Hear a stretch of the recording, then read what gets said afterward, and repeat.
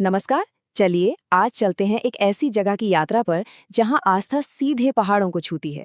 हम बात कर रहे हैं छत्तीसगढ़ के डोंगरगढ़ में मौजूद मां बमलेश्वरी के भव्य मंदिर की। तो शुरू करते हैं ये दिव्य सफर। तो इस सफर की शुरुआत 1 नंबर से करते हैं। 1600 फीट। जरा सोचिए, इतनी जबरदस्त ऊंचाई पर बना एक मंदिर। जी हाँ, यही वो शिखर है जहां मां बमलेश्वरी विराजमान है। लेकिन सवाल ये है कि आखिर इतनी ऊंचाई पर ऐसा क्या है? वो कौन सी शक्ति है जो हर साल लाखों लोगों को इस मुश्किल चढ़ाई के लिए खींच लाती है? तो इस सवाल का जवाब हमें मिलता है डोंगरगढ़ की इन्हीं पहाड़ियों में। ये मंदिर जो छत्तीसगढ़ के राजनांदगांव जिले में है, ये सिर्फ एक मंदिर नहीं, बल्कि इसे राज्य का एक बहुत ही गौरवशाली शक्तिपीठ माना जाता है। यहाँ आकर ऐसा महसूस होता है जैसे आस्था और प्रकृति एक दूसरे में पूरी तरह से घुल मिल गए हों। चारों तरफ फैली हरी भरी पहाड़ियां इस जगह की दिव्यता को और भी ज्यादा बढ़ा देती हैं।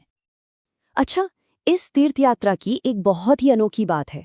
यहाँ दर्शन की जो परंपरा है वो एक नहीं बल्कि 2 मंदिरों को एक साथ जोड़ती है, और यही चीज इसे एक बिल्कुल अलग अनुभव बना देती है। तो देखिए, सबसे ऊपर मतलब 1600 फीट की ऊंचाई पर है बड़ी बमलेश्वरी का मुख्य मंदिर, और ठीक उसके नीचे पहाड़ी के बेस पर छोटी बमलेश्वरी का मंदिर बना हुआ है। और यहाँ की जो गहरी मान्यता है वो यही कहती है कि माँ के दर्शन तभी पूरे माने जाते हैं जब भक्त इन दोनों ही मंदिरों में जाकर अपना सिर झुकाते हैं। तो अब सवाल उठता है कि मुख्य मंदिर तक पहुंचने का ये सफर है कैसा। और दिलचस्प बात यह है कि यहाँ श्रद्धालुओं के पास एक नहीं बल्कि 2 रास्ते होते हैं। पहला रास्ता तो है भाई पूरी तरह से आस्था और मेहनत का। इसमें लगभग 1100 सीढ़ियां चढ़ के मंदिर तक पहुंचना होता है। मतलब हर एक कदम आपके विश्वास की परीक्षा लेता है। लेकिन अगर ये मुश्किल चढ़ाई नहीं करनी है तो एक दूसरा रास्ता भी मौजूद है। जी हाँ, दूसरा रास्ता है रोपवे का, और ये छत्तीसगढ़ का इकलौता रोपवे है। स्थानीय लोग तो इसे प्यार से उड़न खटोला भी कहते हैं। ये सिर्फ सफर को आसान ही नहीं बनाता, बल्कि पहाड़ों के शानदार नज़ारे दिखाते हुए सीधे आपको मंदिर तक ले जाता है। चलिए अब इस फिजिकल यात्रा से थोड़ा आगे बढ़ते हैं और मंदिर की आत्मा में उतरते हैं। मेरा मतलब है इसके इतिहास और सदियों पुरानी कहानियों में। एक बहुत मशहूर कहानी है राजा वीरसेन की। कहा जाता है कि राजा की कोई संतान नहीं थी। उन्होंने शिव पार्वती की बहुत कठोर तपस्या की और उनकी प्रार्थना सुन ली गई।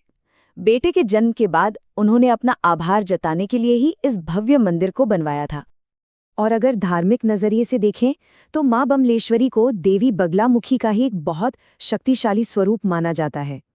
वो देवी जो अपने भक्तों की हर मुश्किल, हर बाधा को दूर कर देती हैं।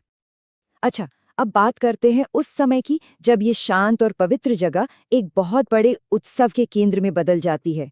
जी, हम बात कर रहे हैं नवरात्रि के पर्व की। इस दौरान यहाँ का जो माहौल होता है ना, वो तो बस देखने लायक होता है। लाखों, सही सुना आपने, लाखों की संख्या में श्रद्धालु माँ के दर्शन के लिए यहाँ उमड़ पड़ते हैं। खासतौर पर चैत्र और क्वार नवरात्रि के समय तो यहाँ का नज़ारा ही कुछ और होता है। बड़े बड़े मेले लगते हैं, और सबसे खास होती है ज्योति कलश जलाने की परंपरा। जरा सोचकर देखिए, हजारों दियों की रोशनी से जगमगाता माँ का दरबार। वो नज़ारा तो बस दिल में बस जाता है। तो आखिर में हम यही कह सकते हैं कि डोंगरगढ़ सिर्फ एक पहाड़ी नहीं है, ये तो एक संगम है। एक ऐसा संगम जहाँ आस्था, इतिहास और जश्न सब एक साथ आके मिल जाते हैं। और ये हमें एक बड़ी सीधी सी बात याद दिलाता है कि जब विश्वास पक्का